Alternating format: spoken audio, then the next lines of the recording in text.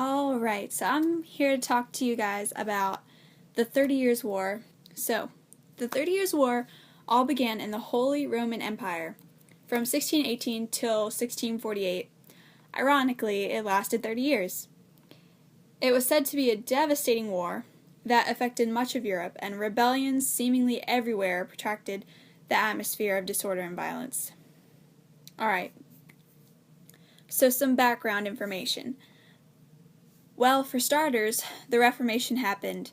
The Peace of Augsburg was created in 1555, which basically meant that whoever reigned at that time, it was his religion that everybody else had to follow. There were 4 phases of the 30 Years' War: the Bohemian phase, the Danish phase, the Swedish phase, and the French phase. So the Bohemian and Danish phase were local and religious, while the Swedish and the French phase were mostly continental and political. The Bohemian phase began in Habsburg's territory in the Czech Republic. The Protestant nobles rebelled against Ferdinand at this time by throwing 2 of the Habsburg's governors and 1 secretary out of a 70-foot-high window. They lived, and they thought that it was fate, They thought that it was the Virgin Mary that saved them, while really what happened was they fell into a manure pile, a big pile of poop. So, anyway, that's what happened, and that led to the Battle of White Mountain. The Battle of White Mountain was where the imperial forces defeated Frederick and the Bohemian nobles, and outside of Prague, that was on November 8th, 1620.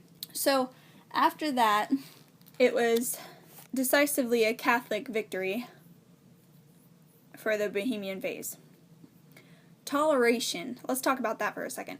That was a huge part of the 30 Years' War. The Habsburgs had granted the Protestants toleration through a letter of majesty, which was eventually revoked by Ferdinand II, which led to the Defenestration of Prague. Then comes the Danish phase. The Lutheran king of Denmark, which was Christian, he invaded the Holy Roman Empire to help the Protestants, but they get straight up owned by Wallenstein. They're defeated, and it's yet another occurrence of the Catholic success over the Protestants. Ferdinand took this time to issue the Edict of Restitution, which prohibited Calvinist worship. It also restored the Catholic Church by regaining all property taken from Protestant princes. Now comes the Swedish phase. So Gustavus Adolphus, who was the Lutheran king of Sweden, also known as the father of modern warfare because mobile artillery, during this phase, Wallenstein and his imperial army met Gustavus's troops and battled it out in 1632, which is now called the Battle of Lutzen. Now, Swedish forces prevailed, but they paid a high price because Gustavus Adolphus was killed in battle, and that eventually led to the decline in Sweden's active leadership role in the Protestant cause. It was basically the turning point of this war. Now, on a side note, politique was also seen throughout the 30 Years' War, and politique is basically politics over religion. It was backed by Cardinal Richelieu, who was also very concerned about the balance of power. Now, last but not least was the French phase. The French phase was the largest and the bloodiest. Now, during the Swedish phase, the Swedes were the ones fighting. During that phase, their main role was to battle, while the French handled the funds, the money, everything. So, when they went into the French phase, they kind of swapped back and forth.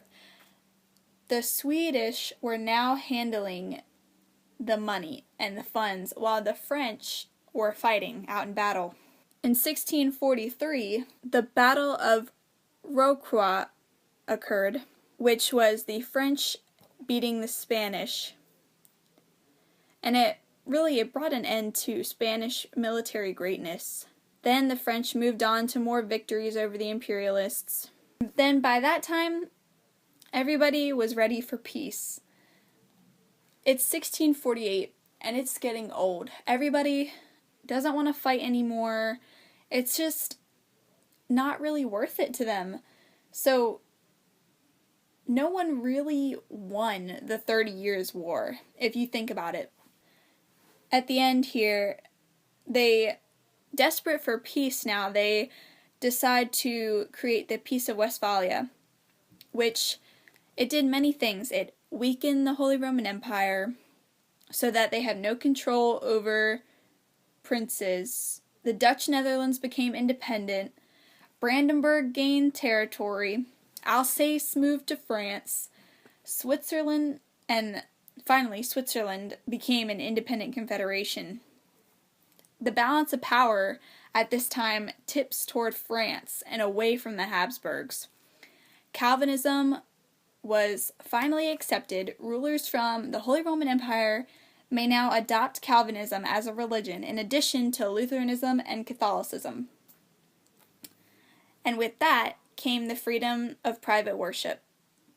The 30 Years' War, in conclusion, was the last major religious war in Europe, and it was the end of violence accompanying the Reformation. Absolutism. What is it? Absolutism is sovereign power, which means all the power rests in the hands of a single ruler who is elected by divine right.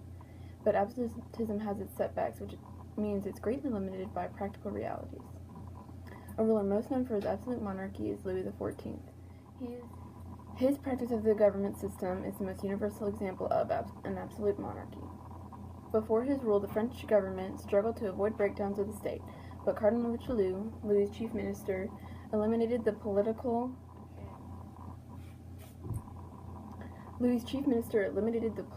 and military rights of the Huguenots, who were the French middle class. This allowed Louis to have a firmer grasp on the country as a whole. One of the greatest dangers that Louis faced was the unhappy royal princes and high nobles. They were annoyed by Louis controlling everything and France all by himself. To combat this, he constructed the Palace of Versailles, which allowed the high nobles to have a voice in government, but in reality they had no actual power.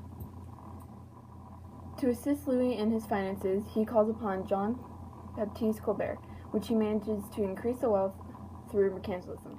Mercantilism is the economic theory that means that a nation's prosperity is held in its supply of gold and silver.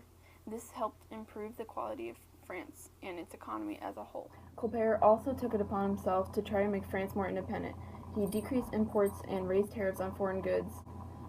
Louis wasn't content with just France under his control, though.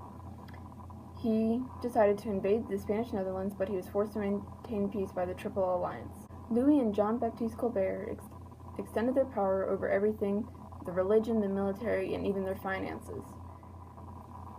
The idea of absolutism started and spread throughout Europe around this time, after they had seen how it worked with Louis XIV. And now on to Russia. Russia was once ruled by Ivan the Terrible. He started to expand the Russian territory eastward, and he was able to maintain power by crushing the power of the Russian nobility. In 1598, there was a resurgence of aristocrats, and Ivan was replaced by Michael Romanov. Also during this time, there was a surge in popularity of serfdom, with the abundance of land and shortage of peasants in Russia. After Michael Romanov, Peter the Great came to power. He reorganized the navy, which now consisted of peasants. He also reorganized the central government by establishing a senate in 1711. Peter hoped to create a well-ordered community governed in accordance with the law.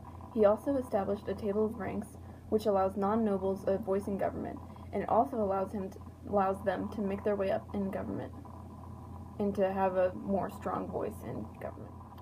Now on to Sweden. Charles XI builds up Sweden's monarchy along the lines of an absolute monarchy. He builds up bureaucracy and improves the navy and army. He is also interested in military affairs, which results in Sweden losing much of its territory to Russia in 1718.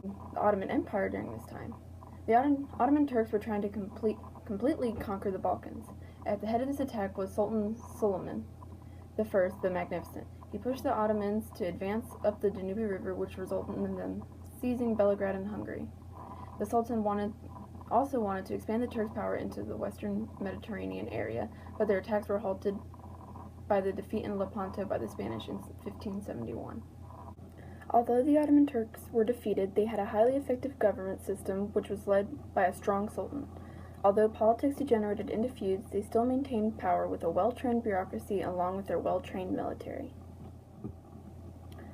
All in all, absolutism was most successful when the rulers practicing it used the old system to their advantage.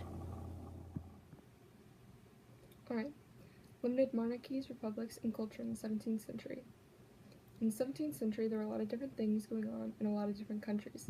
Let's launch right into this and list some of the political aspects of Europe at this time. Start off with Poland. During this time, they were not a very strong, prominent power in Europe. This was mostly due to squabbling in the governing body between local representatives over personal issues. The governing body was the Polish Diet, and it did not have a very efficient control over the country. Next, we'll move on to the Dutch Republic, also known as the Netherlands. At this point, they were going through their golden age. They were a center for trade and reached cultural climax with the Dutch realism. This shows in the work of Vermeer and Rembrandt, two out of many Dutch realist artists at this time. Their focus was to paint Dutch everyday life. They thought the preceding art movement of Baroque was too gaudy and returned to their roots.